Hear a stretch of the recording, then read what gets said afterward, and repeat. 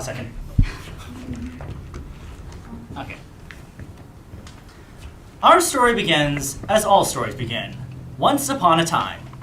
Specifically, once upon a time in Japan, in the Edo period. There was an old couple who lived alone in the country. They were peasants and lived a very hard life to earn their daily rise. They were very lonely because they had no children. One day, the old woman went down to the riverside to wash some clothes. While she was doing her chore, what should come floating down the river but a giant peach? My, that is one giant peach. I reckon I will take it home and we can have it for dinner.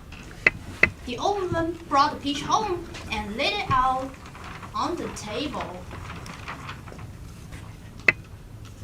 Oh, Tita, look what I found floating in the river. My, that is one giant peach. I wonder where it came from. Shall we have it for supper? A wonderful idea. I will go fetch the knife. The old man retrieved their largest knife from the kitchen. As he brought it close to the peach, "Wait, don't cut me!" What did you say, Oba-chan? What? I didn't say anything.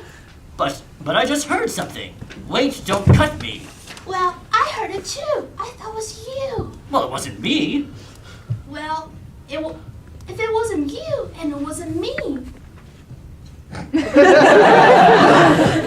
Suddenly, the peach opened by itself. To the old couple's surprise, inside Peach, where one would have expected stone, was a baby.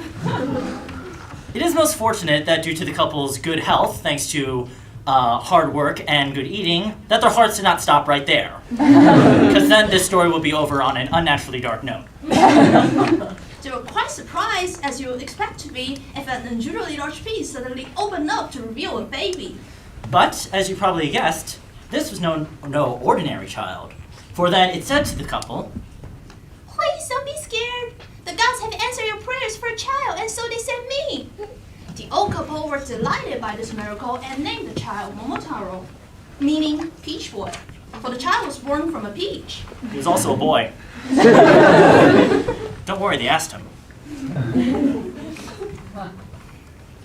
Now, I wonder how many people here are familiar with the history of Japan? Well then, I'm sure you're fully aware that Japan used to have ogres. Really mean ogres, who, as ogres do, lived on the island of Onigashima. Meaning Ogre Island because they were ogres.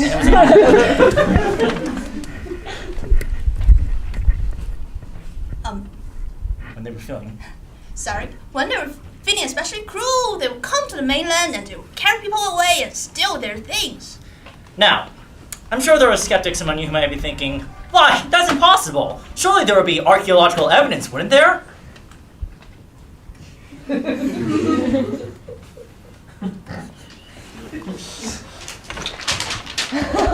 Read number 1. Why, that's impossible. Surely there would be archaeological evidence.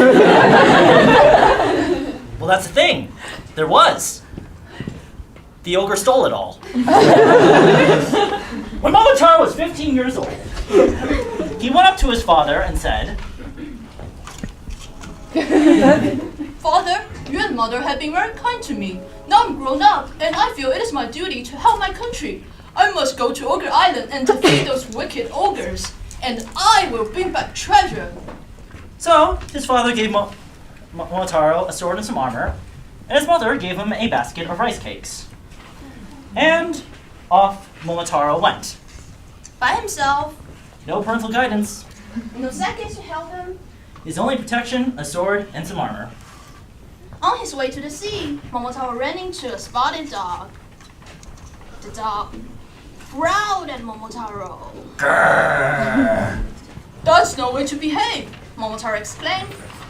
Are you always cranky to people you've just met? Bark, said the dog, which roughly translates to, not always, I'm just really hungry. Well then, Momotaro replied, how about I give you a rice cake? So, Momotaro and the dog sat down and each had a rice cake. As they ate, Momotaro told the dog about his quest to fight the ogres of Onigashima. Ogres? The dog asked. Ogres, you say? Why didn't you say so? I hate those ogres. They stole all my bones and ate my supper. I'd be happy to help you defeat them. And so the dog joined Momotaro and off they went. Then they came upon a monkey. Oh, oh! Cried the monkey, which roughly translates to, is that your tail or you just happy to see me? The dog barked angrily, which roughly translated to something unpleasant. The dog and the monkey started to fight each other, but Momotaro interrupted them. No, that's no way to behave, Momotaro exclaimed. We're on a noble quest to fight the ogres of Onigashima. Ooh? Asked the monkey, which roughly translates to, ogres? You're gonna fight the ogres? I'm sorry, I was so rude. I've hated those ogres ever since they stole my bananas. I would be happy to help you defeat them. Now, there are some skeptics who may be thinking, that's ridiculous, Japan doesn't have bananas. That's ridiculous. Japan doesn't have bananas. Well then, that's the thing. They did. The ogres stole them. So Momotaro gave the monkey a rice cake too, and off they went. As they approached the shore, they came upon a pheasant. And the pheasant said to them, Supreme executive power derived from the mandate from the masses, not from an outdated imperialist dogma which perpetuates the economic and social differences in our society.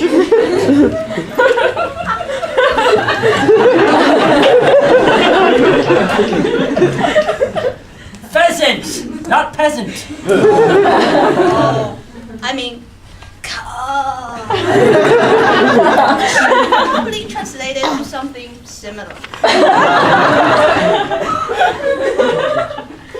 Anyway, the pheasant, the monkey, and the dog started to fight each other, but Momotaro quickly stopped them.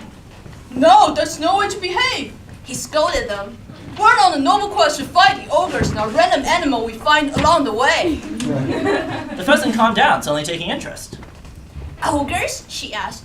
Those meddling thieves attacked our property, stop our trade, blockaded our ships, seized our ships, and burned our towns, and spilled our blood. Okay, they did something like that.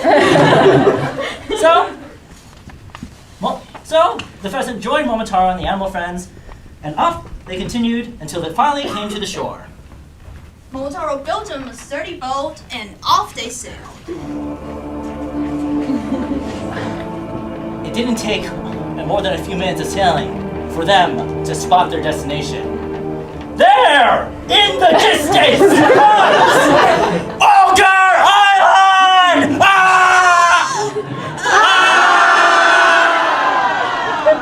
It was clear to Momotaro and his animal friends that Ogre Island was a terrible place! The sea crashed against the shore with wild rain! And the air reeked of death and decay!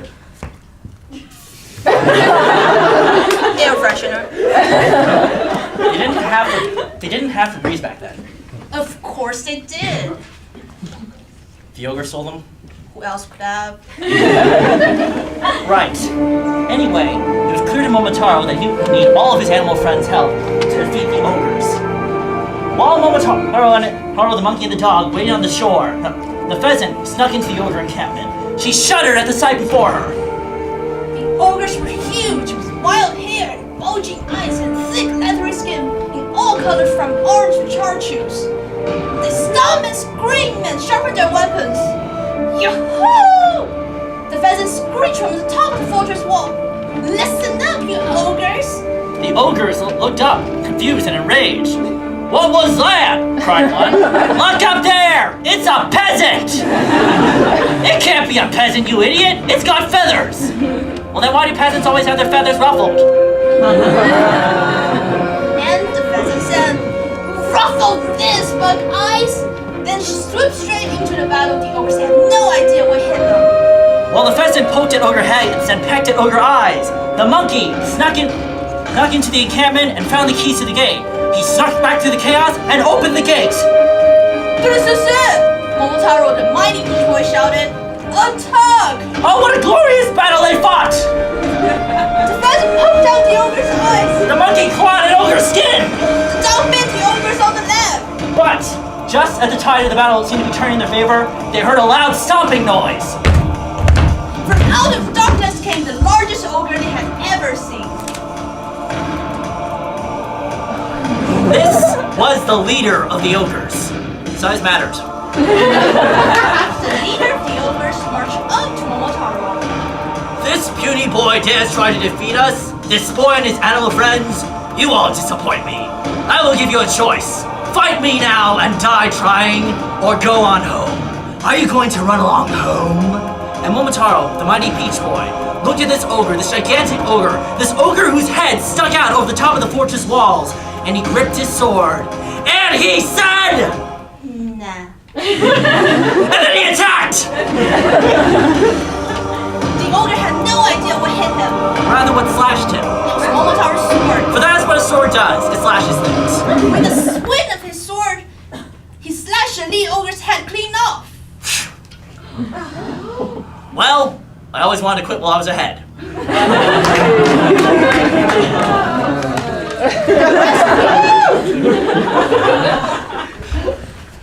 The rest of the ogres cowered in fear at this sight. Oh, please don't hurt us, General Momotaro, sir, they whimpered.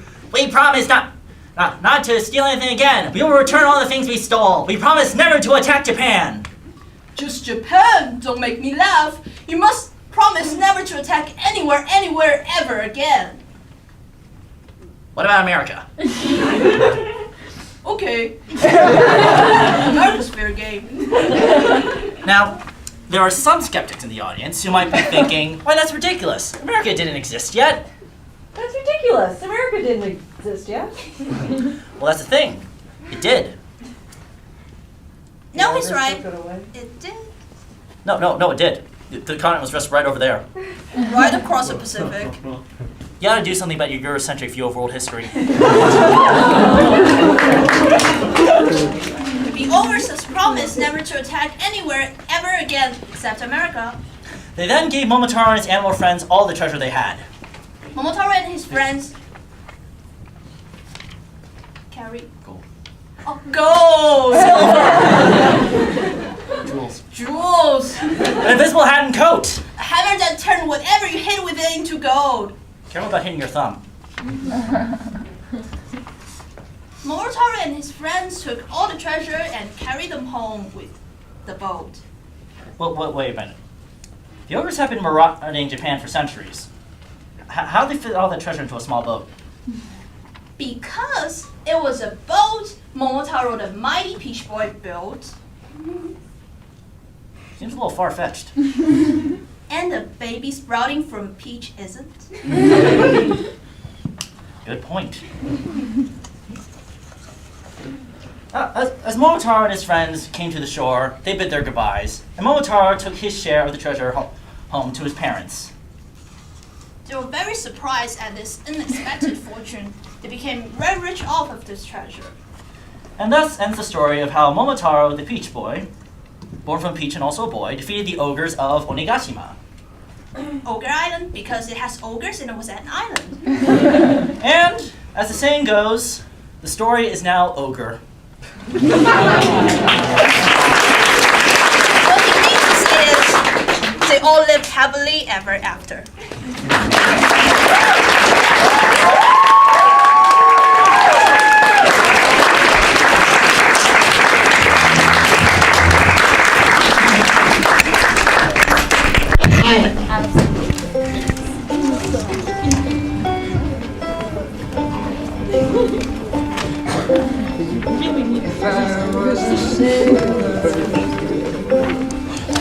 I'd sail on forever for the sake of my daughter. I will